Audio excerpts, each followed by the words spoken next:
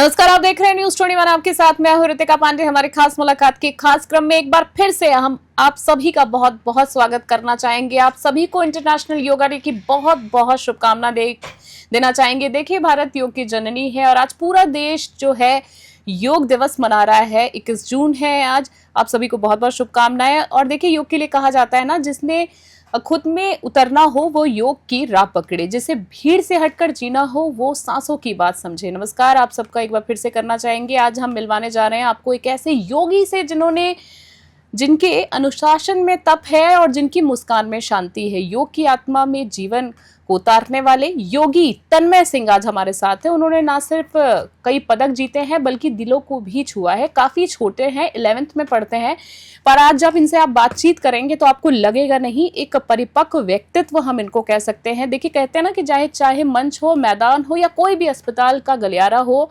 आज हम जानेंगे उनकी यात्रा, क्योंकि योग में निपुण है वो दर्शन और वो ऊर्जा जो उन्हें एक आम बच्चे से बहुत खास बनाती है। तो तन्मय, सबसे पहले आपको नमस्कार, बहुत बहुत स्वागत करते हैं तन्मय आपका। Thank you. International yoga day की आपको बहुत बहुत शुभकामनाएं।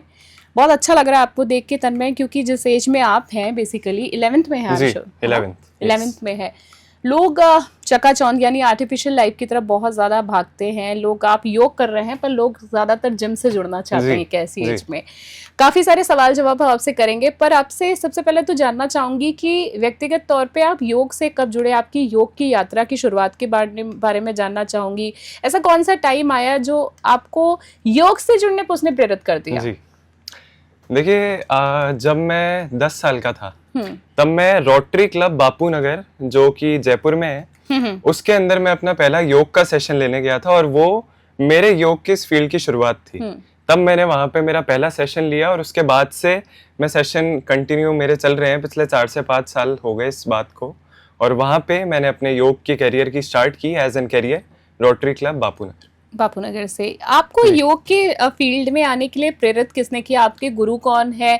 आपकी एक मोटिवेशन कहाँ से आपको मिला? क्योंकि आपकी इतनी एज नहीं है कि आप कैसे आया आपके अंदर ये चीज, रुझान कैसे है, जानना चाहूंगी। काफी इंटरेस्टिंग है। इसके लिए मैं आपको बताना चाहूंगा कि जो मेरे पिता हैं वो राजस्थान नहीं बल्कि पूरे देश भर के एक बहुत ही रेनाउंड योग गुरु हैं, जिनका नाम डॉक्टर महेंद्र सिंह है। और वो पिछले 25 साल से इस योग के फील्ड में जुड़े हुए हैं। तो जब मैं छोटा था, करीबन 5-6 साल का था, तब पापा का ईटीवी पे एक योग मंत्र नाम से कार्यक्रम आता था। और जब वो सुबह 6-6:30 बजे आई थिंक टेलीकास्ट होता था टीवी पे, तो मैं उसकी आवाज सुन के उठता था कि भाई पापा की आवाज आ गई, मतलब ये कार्यक्रम स्टार्ट हो गया। तो बचपन से योग मेरे खून में है। मैंने पापा को देखा, उनके साथ सेशंस में जाने लगा। मैंने उनको बहुत ध्यान से ऑब्जर्व किया कि वो क्या चीज कैसे करा रहे हैं, उनके बोलने का तरीका, और आज यहाँ पर हैं आप। हमारे दर्शकों को बताना चाहूंगी, तन्मय के बारे में बहुत सारी बातचीत करेंगे, क्योंकि इन्होंने छोटी सी उम्र में काफी सारी उपलब्धियां जो हासिल की है। तन्मय, ये एक मेरा फेवरेट सवाल रहता है कि योग और योगा के बीच में अंतर क्या है, क्योंकि मुझे बहुत खुशी होती है जानकर जब मैं अलग अलग एक्सपीरियंस सुनती हूँ। तो आपसे भी ये सवाल जानना चाहूंगी कि योग और योगा में क्या डिफरेंस है? जी, देखिए, योग और योगा में कोई ऐसा मेजर डिफरेंस नहीं है। योग जो है वो हमारी भारतीय संस्कृति की देन है। मतलब आज से हजारों साल पहले जब योग हुआ करता था, तब योगा को कोई जानता ही नहीं था। उसको योग के नाम से हम सभी जानते थे। लेकिन जब ये धीरे धीरे वाइड स्प्रेड हुआ, पूरे विश्व को पता चला कि ये भारतीय संस्कृति की देन है, तो ये धीरे धीरे अब्रॉड कंट्रीज में जाके, फॉरेन कंट्रीज में जाके इसको नाम योगा दे दिया गया। तो योग और योगा में ऐसा कोई मेजर डिफरेंस नहीं है, बस नाम का डिफरेंस है। और इंडिया के अंदर मान्यता हम जिसको देते हैं, हमारी संस्कृति जिसे देती है, वह शब्द योग ही है। वो शब्द योग ही है, कहने का मतलब है। योग की बात चल रही है तो आपसे जानना चाहूंगी, योग को केवल शारीरिक अभ्यास तक सीमित मानने वाले जो लोग हैं, आप किस तरह उनको समझाते हैं कि ये एक समग्र जीवन शैली, यानी कि कहने का मतलब है ये मेंटल हेल्थ से भी आपके जुड़ा है, आपकी फिजिकल, आपकी स्पिरिचुअल, आपकी फाइनेंशियल एंड आपकी स्पिरिचुअल सोशल चीजों से भी जुड़ा है। कैसे समझाते हैं आप? देखिए, आज के टाइम पे लोगों की मानसिकता, या फिर हम यूं कह सकते हैं मेंटालिटी क्या है, कि उन्हें लगता है कि भाई हमने कुछ आसन लगा लिए, हमने कोई फिजिकल एक्टिविटी कर ली, या फिर हमने कुछ प्राणायाम कर लिया, जैसे कि अनुलोम विलोम कपालभाति, मतलब हमने योग कर लिया। लेकिन नहीं, योग का सही मायने में अर्थ होता है जोड़ना, आत्मा का परमात्मा से मिलन, या हम यूं कह सकते हैं कि भाई स्वयं का परा से जुड़ाव ही योग है। महर्षि पतंजलि, जो कि योग के रचयिता थे, उन्होंने योग की परिभाषा दी योगस् चित्त वृत्ति निरोधः, अर्थात चित्त की वृत्तियों का निरोध ही योग है। Means when we are able to control the modifications of our mind, that is yoga. अपनी आत्मा को उस सुप्रीम पावर से यानी कि डिवाइन पावर से जोड़ देना ही असल मायने में योग है। क्या बात है। योग को बिल्कुल तन्मय ने सही कहा कि लोग एक शारीरिक एक अभ्यास तक ही समझते हैं, पर लोग ये भूल जाते हैं कि योग के माध्यम से लोग मोक्ष तक प्राप्त करते हैं। ये बहुत बड़ी बात है और इन दो बातों के बीच की जो जर्नी है ये समझने वाली बात है। इसलिए अगर आप चाहते हैं अंतर समझना तो योग शुरू कीजिए। फिलहाल आपसे तन्मय मैं वापस जाना चाहूंगी कि जब कोई व्यक्ति तन्मय वर्षों से दवाओं पर निर्भर है तो उसके जीवन में जो योग है वो कैसे परिवर्तन ला सकता है? क्या योग वाकई में इलाज का भी एक सहायक साधन बन सकता है? क्या आई मीन टू से कि क्या योग जो है वो इलाज का भी एक माध्यम बन सकता है?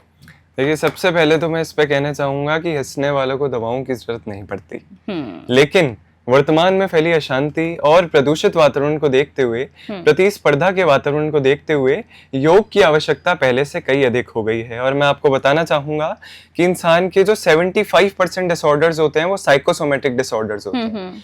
और जिस व्यक्ति ने अपने मस्तिष्क पर काबू पा लिया, अपने मस्तिष्क की ग्रंथियों को शिथिल कर लिया, और जो व्यक्ति नियमित रूप से योग व प्राणायाम का अभ्यास करता है, उसको एलोपैथी की दवाइयों की जरूरत कभी नहीं पड़ सकती।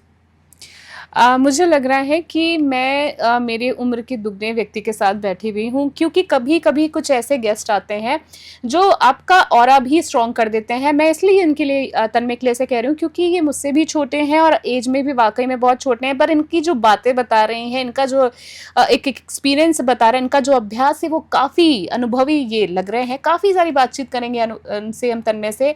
आपसे इसी बीच में एक चीज़ और जानना चाहूँगी। आप एक यूथ हैं, जैसे कि मैंने बात की थी तन्मय आपसे, कि लोग ना इस वक्त ना जिम की तरफ ज्यादा भागना चाहते हैं और चकाचौंध के पीछे आर्टिफिशियल चीजों, क्योंकि वहां पर गाने बज रहे हैं, वहां पे फन हो रहा है। तो आपने योग में ऐसा क्या देखा?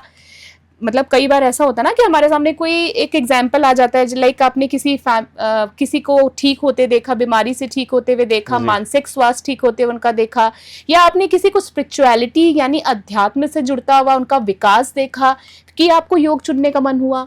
जी, देखिए, इसमें सबसे पहले तो मैं कहना चाहूंगा कि जो हमारे देश का यूथ है उसे मोबाइल ने पूरी तरह से डिस्ट्रॉय कर दिया। वो मैं इसलिए कहना चाह रहा हूँ क्योंकि जो मोबाइल का कंटेंट है वो कंटेंट हमारे लिए सिर्फ 90% ही बेनिफिशियल है, यूजफुल सॉरी 90% कंटेंट जो है वो हमारे लिए यूजफुल नहीं है। ओनली 10% कंटेंट जो मोबाइल में देखते हैं या लैपटॉप्स में देखते हैं वही हमारे लिए यूजफुल है, और वो भी तब यूजफुल है जब हम उसे सही तरीके से इस्तेमाल करते हैं। बिल्कुल सही कहा आपने, बिल्कुल। तो और जिम की जो आपने बात कही कि आज का यूथ है वो जिम की तरफ आकर्षित होता है, तो जिम में क्या है, लोगों को मेहनत कम करनी पड़ती है। योग जो है वो अपने आप को, अपने मन को परमात्मा से जोड़ने का एक रास्ता है। लेकिन जिम के अंदर जिम जाने का जो लोगों का पर्पस होता है कि भाई हमारी बॉडी वी शेप में आ जाए, हमारे बाइसेप्स ट्राइसेप बन जाए, हमारे एब्स आ जाए। लेकिन जिम जो है वो सिर्फ हमारे ऊपर फिजिकल अपीयरेंस पे काम करता है, बल्कि जो हमारा मेंटल रूप है आज के टाइम पे उसको सुधारने की सबसे ज्यादा जरूरत है। 100%। इस पे मैं कहना चाहूंगा कि सब तन के पीछे पागल है, मन को कोई देख नहीं रहा। बिल्कुल। और जिम से सिर्फ तन ही सुधारा जा सकता है, मन बिल्कुल भी नहीं। अच्छा, योग से क्या, जो आपने बाइसेप्स और ट्राइसेप्स की बात की, देखिए कई बार कुछ लोग कंपटीशन भी कर रहे होते हैं तन में, कुछ लोग किसी चीज की इंटरनेशनल लेवल की तैयारी भी कर रहे होते हैं, तो क्या योग से भी अगर कोई अपनी बॉडी बनाना चाहे अगर, तो क्या बनती है कि ये इसमें नहीं होता है ऐसा? योग से उस लेवल की बॉडी बिल्डिंग वाले उस टाइप की बॉडी तो आप नहीं बना सकते, लेकिन अगर आप सूर्य नमस्कार का नियमित रूप से अभ्यास करते हैं, देखिए सूर्य नमस्कार में 12 पोजेस होते हैं, और वो 12 पोजेस इतने पावरफुल 12 पोजेस हैं कि उसमें आपकी पूरी बॉडी की एक्सरसाइज होती है, हेड टू टो, और उसमें सारी एक्सरसाइजेस होती है। फॉरवर्ड बेंड हो गया, अपना बैकवर्ड बेंड हो गया, इन्वर्जन हो गया, और उससे डेफिनेटली बॉडी वी शेप में आ सकती है। ठीक है। थेरेप्यूटिक अगर कुछ हम बात करें, सामाजिक योगदान से जुड़े सवालों की अगर मैं आपसे बात करूं, तो आपने जिन सरकारी अधिकारियों, इतनी सी कम उम्र में भी आपने सरकारी अधिकारियों की बात करें, पुलिसकर्मियों की बात करें, हेल्थ प्रोफेशनल योग आपने वहां पे सिखाया है, तो उनके अनुभव से आपने खुद ने क्या सीखा है? देखिए, सबसे पहले तो मैं इस पे कहना चाहूंगा कि जब भी जैसे कि अभी कुछ टाइम पहले मैं राजस्थान पुलिस एकेडमी में सेशन लेने गया, उससे पहले रिजर्व पुलिस लाइन जयपुर। तो जब भी मैं किसी आईएएस ऑफिसर या आईपीएस ऑफिसर या किसी भी हाई पोस्ट वाले इंसान से मिलता हूँ, तो उससे मुझे खुद को बहुत मोटिवेटेड फील होता है कि इतना कुछ करना बाकी है। मोटिवेट तो आप उनको करने चाहते हैं। जी जी जी, बिल्कुल, कि लाइफ में अभी इतना कुछ करना बाकी है। तो जब मैं उन्हें योग सिखाता हूँ तो उनका मेरे पास एक कमेंट जरूर आता है कि एक तो आपकी फ्लेक्सिबिलिटी बहुत अच्छी है और दूसरा कि आपके बोलने का तरीका बहुत अच्छा है। अग्री। इस तरह से अपन को जो भी अपन बोलते हैं वो एक प्रेजेंटेबल मैनर में होना चाहिए, कि भाई होना चाहिए। हाँ जी, जो अपन मैसेज देना चाह रहे हैं ऑडियंस को वो उन्हें क्लियरली समझ आना चाहिए। तो इसका एक बहुत इंपॉर्टेंट रोल होता है। थेरेपेटिक योग यानी उपचारात्मक जो है, उपचार जिससे किया जा सकता है, योग के जरिए आप किस किस तरह का तनाव दूर कर सकते हैं। लाइक डायबिटीज की अगर मैं बात करूं, और ऐसी और भी जो बेसिक बात करूं, जैसे कि पीसीओडी प्रॉब्लम होगी, डायबिटिक प्रॉब्लम हो गई, तो क्या इस तरह की जो जीवन शैली से जुड़ी बीमारियां उसमें भी सुधार लाया जा सकता है? देखिए, सबसे पहले तो मैं इस पे कहूँ कि भाई तनाव क्या है, तनाव होता क्या है।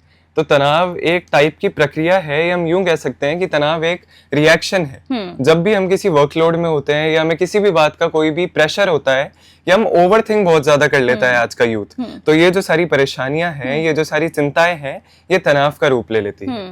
और तनाव एक लिमिटेड अमाउंट में लिया जाए तो ये हेल्दी होता है। लेकिन जब हम ज्यादा तनाव ले लेते हैं तो हमारी बॉडी के अंदर एक कॉर्टिसोल नाम का हार्मोन रिलीज होता है, और जब ये हार्मोन ज्यादा अमाउंट में रिलीज हो जाता है तो ये बहुत सारे एडवर्स इफेक्ट डालते हैं हमारी बॉडी पे। जैसे कि हमारा बीपी अचानक से शूट हो जाता है, हमारा बॉडी फैट अचानक से इंक्रीज होने लग जाता है। तो ये सारे तनाव, एंजाइटी और ओवरथिंक के लक्षण हम कह सकते हैं एक तरह से। और मैं तनाव क्यों होता है ये आपको एक ही लाइन में बताना चाहूंगा, और हमारे ऑडियंस को एक ही लाइन में बताना चाहूंगा, और आप कैसे भी एज्यूम करके देख लेना, आपको लगेगा हाँ तनाव का कारण यही है। क्या है वो? भूतकाल से लगाव। भूतकाल से लगाव, वर्तमान से असंतुष्टि और भविष्य की चिंता, यही तनाव का कारण है। बहुत कम शब्दों में एक्सप्लेन कर दिया, पर पूरी जिंदगी बीत जाती है लोगों को इतनी सी बात समझने के लिए, क्योंकि वो चीजों से स्टिक हो जाते हैं, वो उसे छोड़ना नहीं चाहते हैं, और उसके चक्कर में वो अपने वर्तमान यानी प्रेजेंट के साथ नहीं चल पाते हैं। और योग में यही सिखाया जाता है, सांसों पे ध्यान यानी प्रेजेंट में रहना। चलिए अब पब्लिक स्पीकर की बात कर लेते हैं। जैसे कि तन्मय को कॉम्प्लीमेंट मिलते रहते हैं कि ये बहुत ही अच्छे वक्ता भी हैं, बहुत अच्छा बोलते हैं। तो इसका कारण भी मैं आपको बताती हूँ कि ये पब्लिक स्पीकर भी हैं। तो मैं आपसे जानना चाहूंगी, पब्लिक स्पीकर के रूप में अगर मैं बात करूँ, तो जब आप मंच पर होते हैं तो आपके शब्दों में ऊर्जा और सादगी का संतुलन कैसे आता है? क्या ये भी एक योग का प्रभाव है तन्मय? बिल्कुल। एक मैं रियल लाइफ इंसिडेंट मेरा शेयर करना चाहूंगा इस क्वेश्चन से जी। एक बार मैं एक जगह पे सेशन ले रहा था, और वहां पे एक एडवांस पोस्चर करते हुए मेरा बैलेंस उस टाइम पे बिगड़ गया थोड़ा सा। ठीक है। तो एट दैट टाइम थोड़ी नर्वसनेस फील होती है कि यार आप परफॉर्म कर रहे हो और आपका बैलेंस बिगड़ गया। तो ऑडियंस ने क्या किया, उस टाइम पे क्लैप करना चालू कर दिया। तो उससे मुझे इंस्टेंटली मोटिवेशन मिला, और मैं वापस अपनी परफॉर्मेंस को मैंने कंटिन्यू किया। तो इससे मुझे एज एन पब्लिक स्पीकर ये सीखने को मिला कि जब आप कुछ भी बोलते हैं या पब्लिक के अंदर सेशन लेते हैं, तो आपको हेजिटेशन बिल्कुल भी नहीं होनी चाहिए, क्योंकि जो पब्लिक है वो आपकी दोस्त है। वो चाहती है कि भाई ये परफॉर्म कर रहा है तो इसका कहीं कुछ बिगड़ ना जाए। आप हल्के से भी हेजिटेट होते हैं तो आपकी ऑडियंस आपके साथ हेजिटेट होती है कि यार इसने इतनी मेहनत की है, इसका कुछ ऊपर नीचे नहीं हो जाए। ठीक है। तो इसमें अपन को कॉन्फिडेंस रखना चाहिए, और डेफिनेटली योग का बहुत बड़ा योग का बहुत बड़ा हाथ है। जब आप सैकड़ों लोगों के सामने खड़े होते हैं, इसी से जुड़ा एक सवाल मैं आपसे और लेना चाहूंगी बस, कि जब आप सैकड़ों लोगों के सामने यानी कि जब आप मंच पर होते हैं, तो वहां पर पहला वाक्य क्या होता है जो आपके भीतर से निकलता है, और क्या वो भी भीतर के योगी से आता है या मंच के वक्ता के रूप में निकलता है? ये जानना नहीं, वो बिल्कुल एक योगी के रूप में आता है, क्योंकि एक बार मैंने स्टेज पे कदम रख दिया तो मतलब मुझे पूरी ऑडियंस को इम्पैक्ट करना है, मतलब मेरी प्रेजेंस से। तो पहला जो मैं मेरे हर सेशन में भी बोलता हूँ कि सभी लोग अपनी कमर और गर्दन बिल्कुल सीधी रखें, और चेहरे पे हल्की हल्की मुस्कुराहट सभी लोग रखें। देखिए, भगवान ने इतने सुंदर चेहरे हम सभी को दिए हैं, तो रोने धोने के लिए थोड़ी दिए। बिल्कुल। और जैसा कि मैंने आपको बताया कि हंसने वालों को दवाओं की जरूरत नहीं होती है। फिलहाल आज तो ये चीज आपसे भी तन्मय मैंने सीख ली कि कोशिश करूंगी कि अपने एक रूटीन में इन चीजों को जरूर शामिल करूं, क्योंकि मैं भी ग्रेटिट्यूड जर्नल वगैरह लिखती हूँ, तो इन चीजों को भी मैं जरूर अपनाऊंगी। आखिरी एक दो सवाल मैं आपसे तन्मय लेना चाहूंगी कि अगर मैं उपलब्धियों की बात करूं, हमारे दर्शकों को बताना चाहूंगी कि तन्मय राज्य और राष्ट्रीय स्तर की योग प्रतियोगिताओं में अपनी तैयारी की रणनीति काफी सारी कर चुके हैं, लंबा अनुभव रहा है, तो आपके अनुभव जानना चाहूंगी और उन अनुभवों से तन्मय आपने क्या सीखा है, क्योंकि आपके अपने राज्य और राष्ट्रीय स्तर दोनों पे काम किया है। जी देखिए, जब मैं एडवांस योगा, सबसे पहले हम जाने कि ये कंपटीशन वाला है क्या। तो सबसे पहले मैं इसमें हमारी ऑडियंस को बताना चाहूंगा कि योग अब गेम के रूप में भी खेला जाता है और इसका एशियन अभी रिसेंटली हुआ है जो एक फेडरेशन ने कराया है और ये ओलंपिक में भी जल्दी ही शामिल होने वाला है। तो एडवांस योग क्या है?